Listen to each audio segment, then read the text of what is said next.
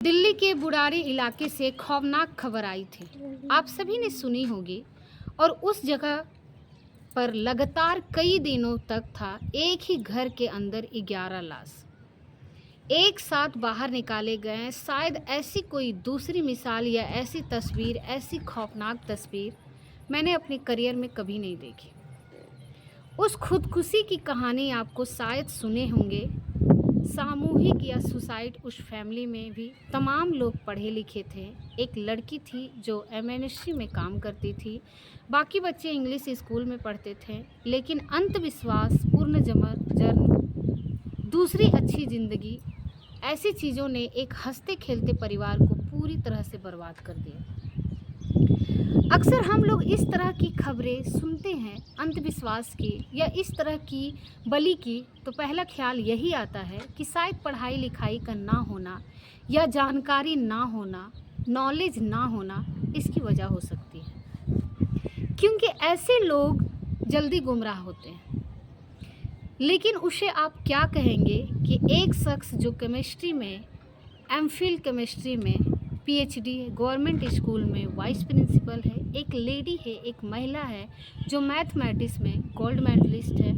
मतलब इतने पढ़े लिखे लोग, साइंस तक में उसका, केमिस्ट्री में अगर हम देखें तो पीएचडी है, एफएम, और एक अंधविश्वास के शिकार हो गए। फिर हम क्या कहेंगे कि हम उन लोगों के बारे में क्या कहेंगे जिनके बारे में हम अब तक ये कहते आए हैं कि उनको जानकारी थी, पढ़ाई लिखाई की कमी थी, नॉलेज की कमी थी, शायद इस वजह से इस रास्ते पे चले गए। लेकिन जब ऐसे लोग गोल्ड मेडलिस्ट हैं, पीएचडी हैं, एमफिल होकर हैं साइंस सब्जेक्ट में, वो अगर अंधविश्वास के शिकार होते हैं तो फिर सोचने पर मजबूर हो जाते हैं। आज की कहानी आंध्र प्रदेश के चित्तूर इलाके की है। चित्तूर इलाके में एक जगह है मदन पालय, और वहाँ की कहानी है। कहानी बेहद अफसोस है। वाक्य संडे का है, पिछला जो संडे गुजरा है। संडे की रात को 7 बजे के करीब इस घर में रहने वाले जो घर के ऑनर हैं, एक स्कूल में वाइस प्रिंसिपल हैं, डॉक्टर बी पुरुषोत्तम नायडू, आपने एक दोस्त को फ़ोन किया करते हैं और फ़ोन करके कहते हैं कि उनकी 2 बेटियां हैं, वो दोनों बेटियां फ़िलहाल दुनिया में नहीं हैं और दूसरी दुनिया में चली गई। लेकिन फ़िक्र की बात नहीं है, कल सुबह वो वापस इस दुनिया में लौट आएगी। अब ये लाइन अगर कोई किसी को बोले तो सामने वाला का चौक, सामने वाले का मतलब अजीब एक बिहेवियर होगा। क्या बोल रहा है, पता नहीं इसकी दिमागी हालत ठीक है, ये क्या कर रहा है, मजाक तो कोई कर नहीं सकता है इस तरह। डॉक्टर नायडू को उस दोस्त ने जो फ़ोन की, दूसरी तरफ से उसने दोबारा पूछा कि आप बोल क्या रहे हो। उसने फिर रिपीट किया कि जो मेरी बेटी है दोनों, वो दोनों बेटियां इस वक्त इस दुनिया में नहीं हैं, लेकिन फिक्र मत करो, सुबह दोनों वापस इस दुनिया में लौट आएंगे। अब जब दोबारा यही बात रिपीट होती है, डॉक्टर नायडू को दोस्त की फिर शक की कोई गुंजाइश नहीं थी, लेकिन फिर भी लगा कि क्या पता शायद कुछ मजाक कर रहा हो या कोई और बात हो। फ़ोन रखते ही वो भागते हैं डॉक्टर नायडू के घर की तरफ। रात का वक्त था। डॉक्टर नायडू के घर पर पहुंचते हैं, घंटी बजाते हैं, दरवाज़ा खुलता है। डॉक्टर नायडू दरवाज़ा खोलते हैं, दोस्त घर के अंदर दाखिल होता है, और जब वो अंदर दाखिल होता है, अंदर का जो माजरा देखता है, उसके बाद उसके हाथ पैर फूल जाते हैं। डॉक्टर नायडू ने सच कहा था कि घर के पूजा रूम में डॉक्टर नायडू की जो बेटी है, बड़ी बेटी थी, उसकी लाश पड़ी हुई थी, और एक थोड़ी दूर पर उसके कमरे, पूजा के घर से उसकी छोटी बेटी, उसकी लाश पड़ी हुई थी। लाश की हालत देखकर कोई भी डर जाता। छोटी बेटी के माथे पर त्रिशूल घुसा हुआ था, बड़ी बेटी का सर किसी वजनी चीज़ से कुचला गया था। छोटी बेटी के मुंह में एक पीतल का छोटा सा कलश जो होता है वो डाला गया था, और कपड़े नहीं थे। बदन पर लाल रंग के कुछ कपड़े आसपास पड़े हुए थे। पूजा घर और उसके आसपास चारों तरफ पूजा की तमाम सामग्री बिखरी पड़ी थी और अजीब सी अंदर एक मतलब स्मेल सी आ रही थी और ऐसा लग रहा था कि पता नहीं इस घर में क्या हो रहा है, इस कमरे में क्या हो रहा है। 2 जवान बेटियों की लाश घर में खून से लथपथ पड़ी हुई है, लेकिन उन बेटियों के दोनों माँ बाप डॉक्टर नायडू और उसकी पत्नी, उसको देखकर जरा भी एहसास नहीं हो रहा है कि उनकी 2 बेटियां 2 ही औलाद थी और दोनों इस दुनिया में नहीं है। वो बिल्कुल बेफिक्र इन चीज़ों से अनजान और नॉर्मल बात कर रहे थे। डॉक्टर नायडू अपने दोस्त जो बाकायदा ये सारी चीज़ देखकर फिर कहते हैं कि परेशान मत हो, ये दोनों अभी दूसरी दुनिया में है गई है।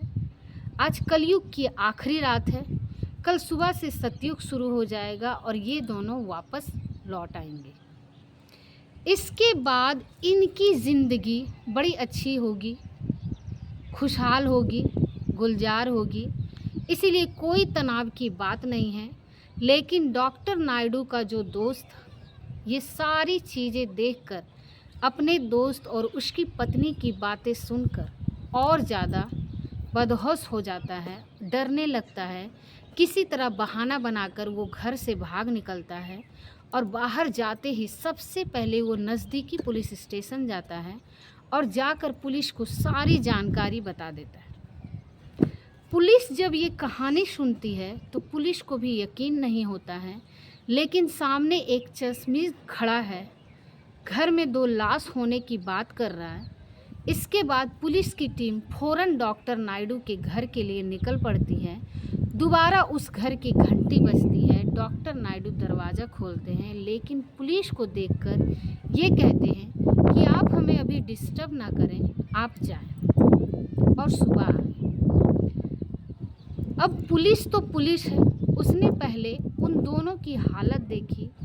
डॉक्टर नायडू के दोस्त ने उनकी जहनी दिमागी हालत के बारे में बात रखी तो किसी तरह पुलिस ने हैंडल किया और बोला हमें अंदर दाखिल होने दीजिए।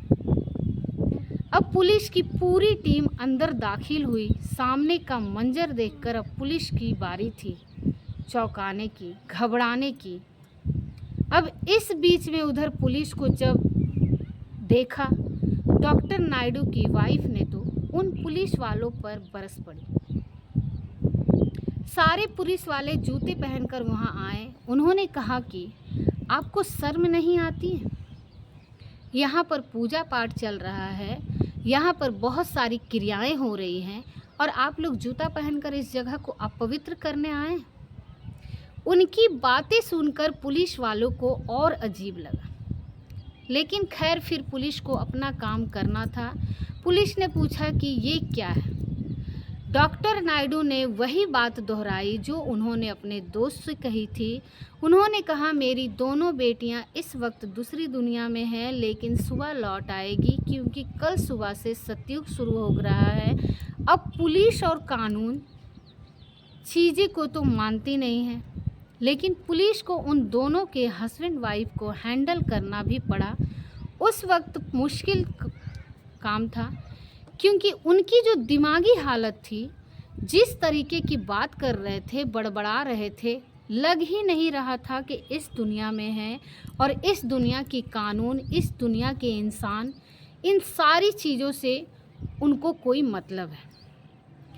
किसी तरह समझा बुझाकर पुलिस अब उनको अपने साथ पुलिस स्टेशन ले जाना चाह रही थी क्योंकि उन्हें गिरफ्तार भी करना था। तो अब जब उन्हें अपने साथ चलने के लिए कहती है तो दोनों मना कर देते हैं। पुलिस बहुत मुश्किल से समझाती है तो दोनों माँ बाप एक चीज़ कहते हैं। पुलिस कहते हैं ठीक है, आप 1 रात की मोहलत दे दीजिए, बस आज की रात। उस वक्त लगभग 9 से 10 बज चुका था और सुबह होते ही जैसे ही सूरज की किरणें आएगी, मेरी दोनों बेटियां जिंदा हो जाएगी। उसके बाद आप जो कहेंगे हम करेंगे। अब पूरी रात पुलिस उनके कहने पर घर के अंदर इंतज़ार तो नहीं कर सकती थी, लिहाजा पुलिस ने थोड़ी सख्ती दिखाई और दोनों माँ बाप को अपने साथ गिरफ्तार कर लिया।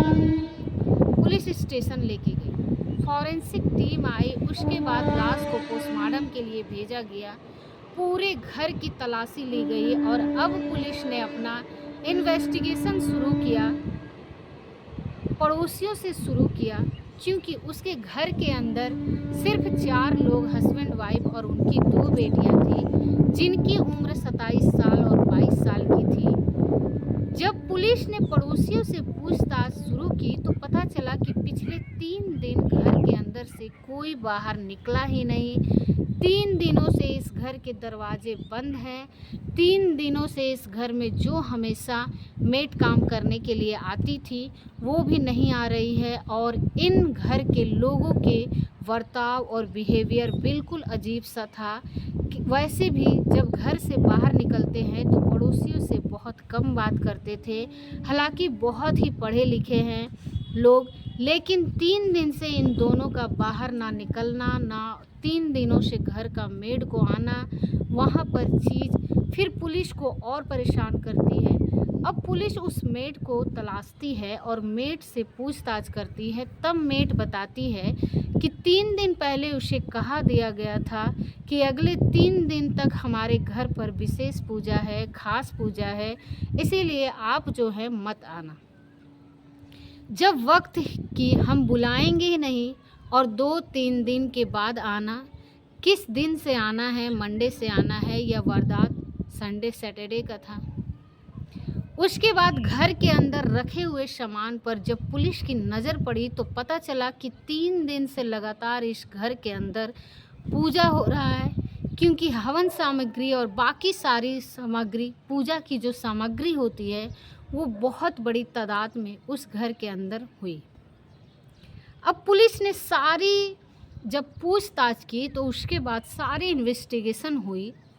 जो कहानी सामने आई ये पता चला कि डॉक्टर नायडू और उसकी जो पत्नी है, उसने कहा, मैंने आपको शुरू में बताया कि डॉक्टर नायडू एक गवर्नमेंट कॉलेज में वाइस प्रिंसिपल थे और उनकी वाइफ मैथमेटिक्स में गोल्ड मेडलिस्ट और एक प्राइवेट स्कूल में प्रिंसिपल, और उनकी 2 बेटियां थी, एक का नाम आलेखा और दूसरे का नाम साई। पूरा नाम उसका दूसरी बच्ची का दिव्या आलेखा थे, जिसकी उम्र 27 साल और साई दिव्या की उम्र 22 साल।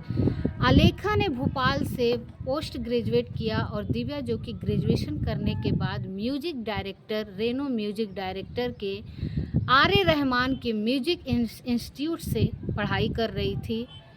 तो इस घर के लोग ना सिर्फ पढ़े लिखे बल्कि आर्ट एंड कल्चर, सांस्कृतिक, म्यूजिक, इन सब के भी फैन।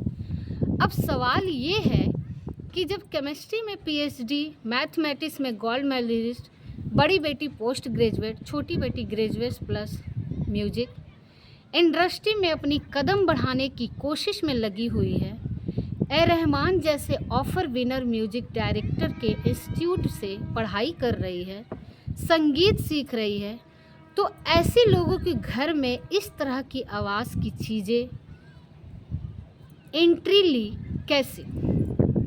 ये पुलिस के लिए एक बहुत बड़ा सवाल था।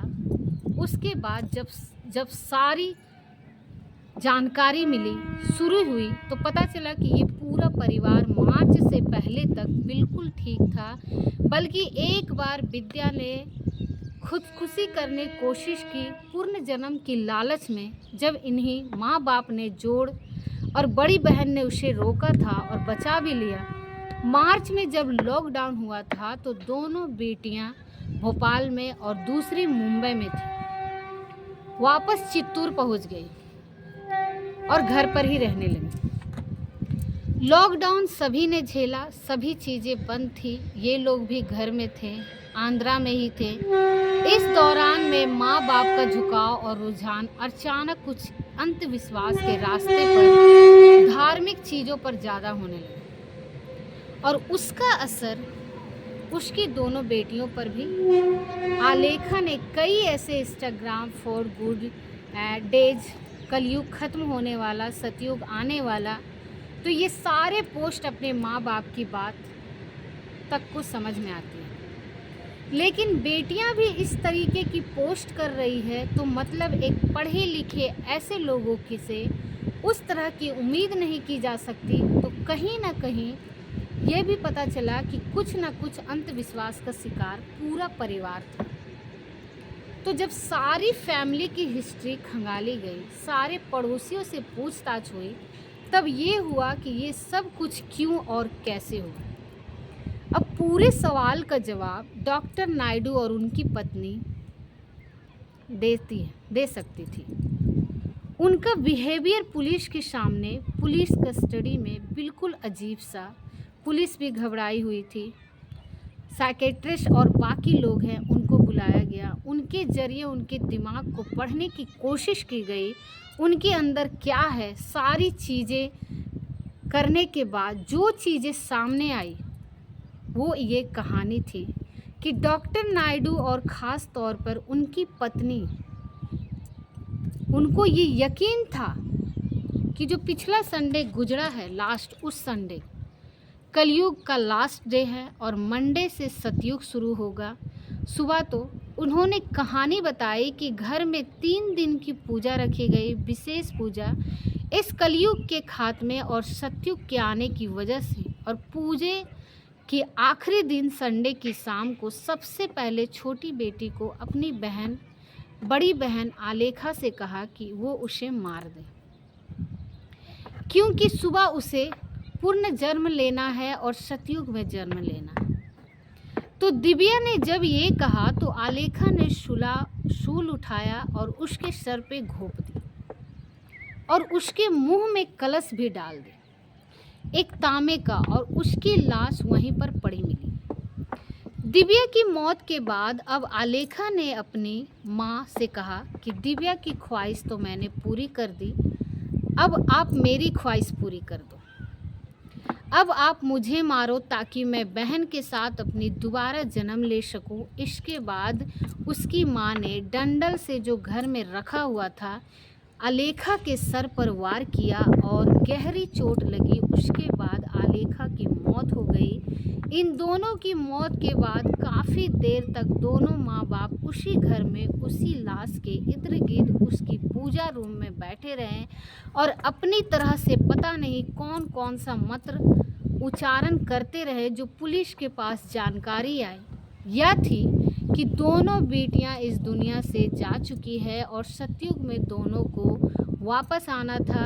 अगले कुछ घंटे में, 10-12 घंटे में इनका प्लान ये था कि अब ये एक दूसरे को मारेंगे।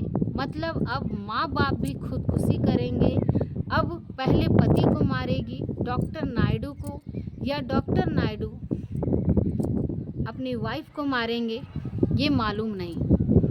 लेकिन इनका रेस्टोरेंट ये था कि माँ बाप का जो 2 कत्ल हुए थे, छोटी बहन को बड़ी ने मारा, बड़ी बहन को माँ ने मारा, पिता का इस कत्ल में कोई रोल नहीं था।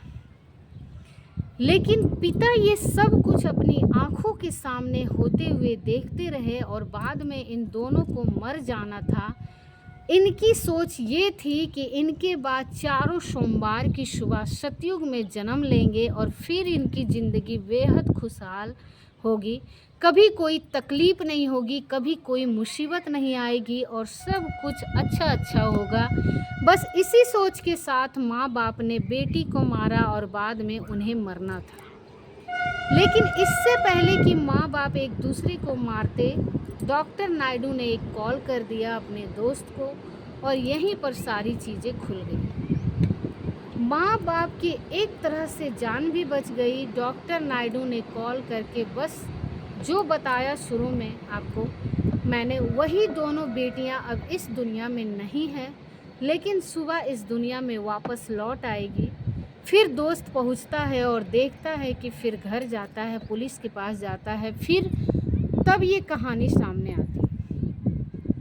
फिलहाल डॉक्टर नायडू और उनकी पत्नी दोनों पुलिस के हिरासत में हैं। पुलिस साइकोलॉजिकल ऑटोप्सी के जरिए उन दोनों का दिमाग को पढ़ने की कोशिश कर रही है। दोनों बेहद पढ़े लिखे होने के बावजूद पुलिस हिरासत में है। जिस तरीके की बातचीत कर रहे हैं, वहाँ के एसएसपी ने कहा कि उन्हें भी खुद कंफ्यूज हो जाते हैं कि वो मतलब इन्हें कैसे हैंडल करें। ऐसे लोगों को हैंडल करना बड़ा मुश्किल काम होता है और दूसरा सब बड़ा रिस्क फैक्टर ये होता है कि एक आदमी जिसके मन में ये बैठ गया है कि उसे मरना है और पूर्ण जन्म लेना है और सतयुग में जन्म लेना है, तो उसको अकेला किसी भी पल छोड़ना सबसे ज़्यादा रिस्की होता है। कहीं वो खुद को नुकसान न पहुंचा ले, खुद को मार न ले। 24 घंटे लगातार पुलिस की निगरानी में इस वक्त दोनों माँ बाप है, लेकिन उनकी दिमागी हालत जो है वो बौखलाए हुए पुलिस स्टेशन नहीं लग रहा है। अभी भी उन्हें उम्मीद है, वो लगातार कई दिनों तक पुलिस के कब्जे में रहने के बावजूद उनकी बेटियां जिंदा हो जाएगी। बल्कि एक खबर ये भी आई कि उन्होंने पुलिस से जब उसे पता चला कि अभी तक उनकी दोनों बेटियां नहीं जिंदा हुई, तो उन्होंने कहा कि आप लोगों ने हमारा काम बिगाड़ दिया। अगर एक रात की हमें मोहलत दे देते तो शायद मेरी दोनों बेटियां सुबह जिंदा होती, तो इनकी नौबत नहीं आती। लेकिन एक अंधविश्वास ने सतयुग और कलयुग के इस खेल में एक बेहद पढ़े लिखे घराने में 2 कत्ल करवा दिए। उम्मीद करते हैं कि आपको ये वीडियो बहुत ही ज़्यादा पसंद आया होगा।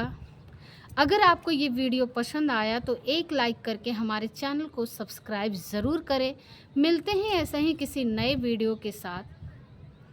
आजकल हम लोग देखते हैं कि एक माँ बाप अपने बच्चों की खुशी के लिए कुछ भी कर सकते हैं, लेकिन ये कैसा माँ बाप जो अपने ही बच्चों को मार देते हैं फिर उन्हें जिंदा करते हैं। ये जो अंधविश्वास है कहाँ से आया इनके दिमाग में ये तो पता नहीं, लेकिन ये जो है बहुत गलत है।